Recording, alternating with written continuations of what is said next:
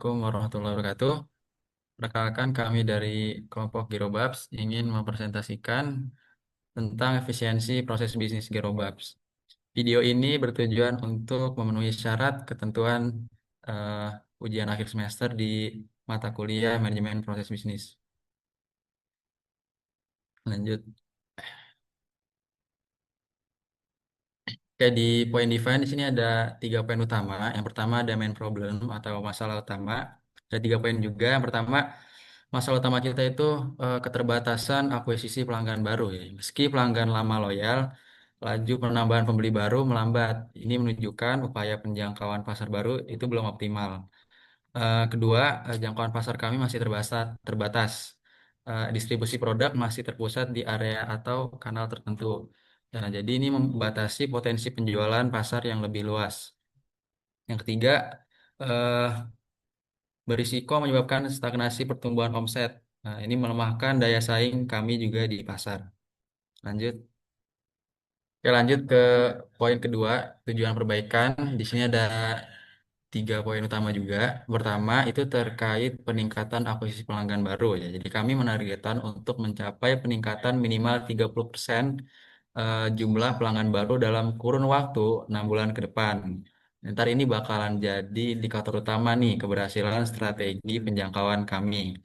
Yang kedua, untuk perluas jangkauan distribusi, kami berencana untuk memperluas jangkauan distribusi produk kami ke 3 kota besar seperti Bandung, Surabaya, dan juga Medan.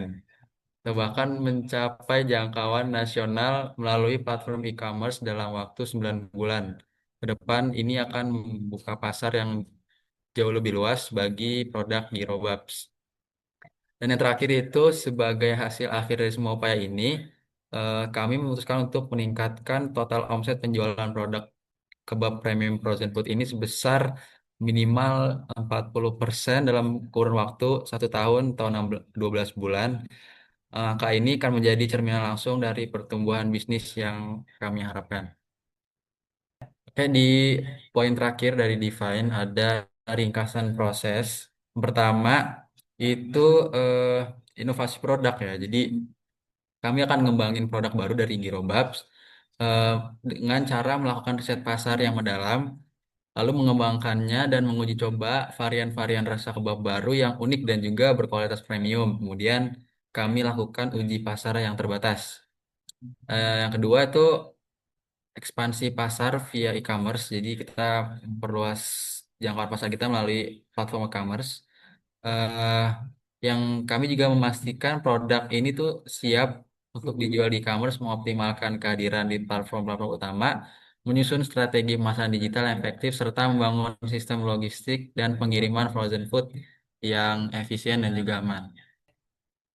Pada poin slide ini saya akan menjelaskan 2 poin penting yang ada di bagian measure. Yang pertama itu ada cycle time, yang dimana di diagram ini itu menggambarkan alur proses produksi kebab mulai dari penerimaan pesanan hingga pengiriman ke pelanggan. Nah, proses ini dibagi 3 kategori, yaitu supplier, produksi, dan juga distribusi. Adapun bottleneck yang Girobab temukan yaitu pada proses gilingan daging, menjadi proses terlama pada alur dalam produksi. Dan juga adapun kategori defect, yang dimana gulungan kebab bisa menjadi defect karena tidak rapat dan tidak seragam atau tidak sesuai standar. Nah, untuk poin yang kedua yaitu adalah table data simulasi, yang dimana tabel ini menampilkan rangkuman tahapan produksi dari distribusi kebab dan dibagi menjadi 3 departemen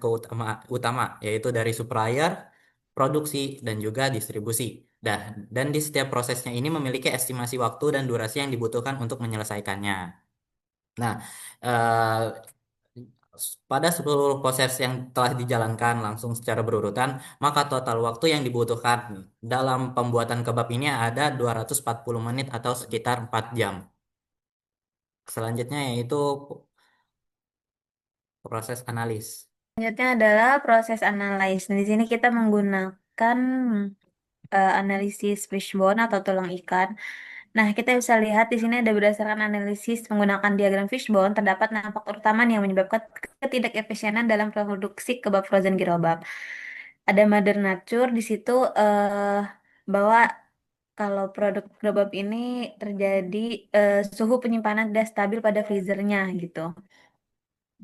Kemudian ada pada faktor material juga sayuran tidak segar dan bahan baku yang sering habis jadi masalah utama nih dalam menjaga kualitas rasa dan kuantitas produk produksi. Selanjutnya ada faktor metode menunjukkan bahwa strategi promosi ini belum dilakukan secara konsisten di media sosial. Jadi biasanya kita mulai konten-konten itu ketika memang ada produknya gitu. Lalu manpower yang menjadi tantangan karena tim produksi ini belum terlatih secara maksimal gitu. Kemudian ada mesin, di situ penggunaan alat produksi kita ini masih manual dan mesin pendingin yang kurang optimal juga. Yang terakhir ada measurement, itu belum adanya sistem evaluasi yang rutin yang menyebabkan kesalahan berulang dan terdeteksi lebih awal. Selanjutnya adalah improve yang akan dipresentasikan oleh Lutfia. Saya akan menjelaskan em, solusi-solusi ya dari permasalahan Girobabs. Jadi saya menggunakan teknik FMEA yaitu Failure Mode and Effect Analysis di mana di sini kalau kita lihat ada severity, occurrence dan detection di mana severity ini adalah seberapa parah dampak. Kemudian occurrence ini adalah seberapa sering kegagalan terjadi dan detection-nya ini adalah seberapa mudah kegagalan terdeteksi.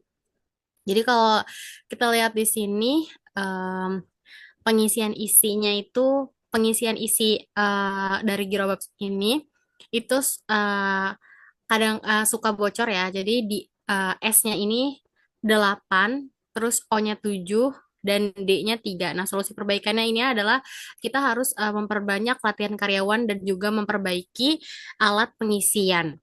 Nah, kemudian yang kedua yaitu pengemasan. Nah, di sini kegagalannya itu kemasan rusak dan penyebabnya ini adalah material kemasan yang kurang kuat sehingga menyebabkan produk itu terkontaminasi. Nah, solusinya yaitu mengganti kemasan dengan bahan yang lebih kuat lagi. Panan di mana penyebab kegagalannya ini adalah suhunya yang nggak stabil, terus penyebabnya pendinginan yang kurang optimal, kemudian dampaknya produknya jadi cepat rusak. Nah, di sini solusi perbaikannya adalah menggunakan alat pendingin yang lebih baik. Oke, lanjut. Nah, yang kedua ada Pug Matrix, di mana eh, dari matriks ini kita bisa simpulkan bahwa optimasi rantai dingin yang solusi ketiga itu mendapatkan skor tertinggi yang artinya solusi ini tuh paling efektif dan layak untuk diterapkan dalam menjaga kualitas frozen food Girobabs ini. Oke, slide selanjutnya akan dijelaskan oleh Umar. Selanjutnya saya akan menjelaskan bagian kontrol dalam proses manajemen bisnis kami, khususnya untuk memastikan bahwa seluruh perbaikan dan inovasi tetap berjalan konsisten dan terpantau dengan baik. Di tabel ini kami telah menyusun beberapa metrik utama yang perlu dikontrol secara rutin. Misalnya, rasio konversi iklan itu harus dimonitor setiap minggu melalui dashboard ads. Target kami adalah minimal 5% klik berujung ke pembelian. Jika rasio ini turun, maka kami akan melakukan plan A atau B, testing pada materi iklan dan memperbaiki penawarannya. Tanggung jawabnya itu ada di CMO, yaitu saya sendiri. Kemudian ada jangkauan konten di media sosial yang juga dimonitor mingguan. Targetnya adalah mencapai 10.000 akun per minggu. Jika belum tercapai, kami akan meningkatkan frekuensi posting dan menggunakan hashtag relevan atau kerjasama dengan influencer. Nah, untuk efisiensi biaya, kami juga memantau biaya per konversi dan efisiensi energi tiap bulan. Bila membeli ambang batas, tindakan korektif akan dilakukan seperti negosiasi harga atau pembacaan ulang spesifikasi SIM.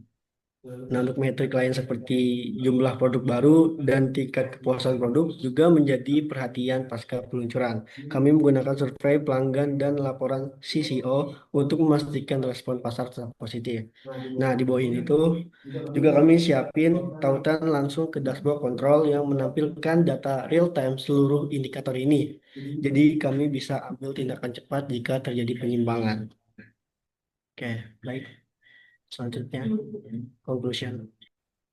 Oke, jadi kesimpulannya itu setelah tadi kita menganalisis dari proses bisnis Girobabs ini, tantangan yang utama yang dihadapi Girobabs adalah penurunan pelanggan baru, keterbatasan jangkauan pasar, serta terjadinya potensi kerugian dalam jangka panjang untuk bisnis Girobabs ini. Nah, untuk mengatasi masalah tersebut, kita harus fokus pada perbaikan, yaitu peningkatan jumlah pelanggan baru, perluasan distribusi, serta mengoptimalisasi omset penjualan melalui riset dan pengembangan produk baru.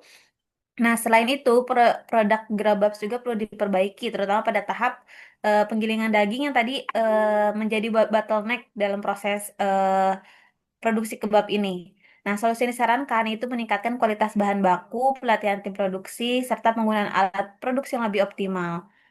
Lalu kita juga harus melakukan penguatan dalam strategi promosi dan evaluasi penjualan secara berkala agar tadi fungsinya juga untuk optimalisasi omset penjualan.